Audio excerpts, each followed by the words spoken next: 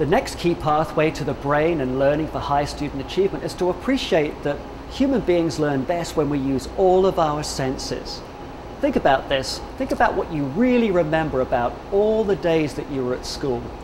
Most of us have around 12,000 hours in school before we graduate from high school.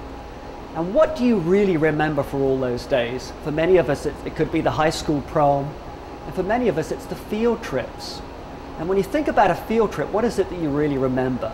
You probably remember the unique sights, sounds, smells, tastes, feelings that you had during that field trip.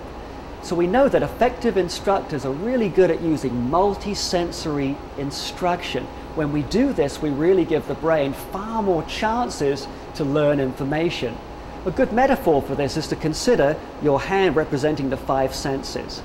If you only learn by listening to sound, you've got one little finger to try and pick up a heavy object that is whatever it is that you want to learn. If you use all 5 senses, you've got a whole hand to get a grip about the material that you really want to learn. So as an instructor and as a teacher who really wants to galvanize learning for high student achievement, what you can do is to use multi-sensory teaching.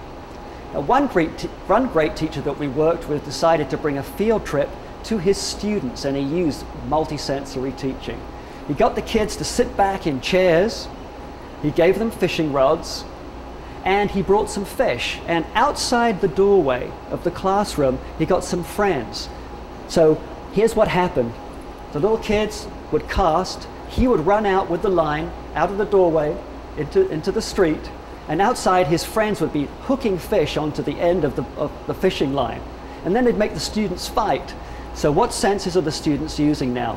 They're feeling it, they're hearing it, because what would happen is outside people saying, "You've got a fish, you've got a fish." He also brought in some live fish so they could actually smell the fish during this whole experience. He splashed water on them so they could feel it. And then finally they began to eat fish as a special supper at the end of the experience. So he created a full sensory learning experience that allowed the students to learn at high levels. He then read the book about The Old Man and the Sea by Hemingway. So what a wonderful way to engage learning.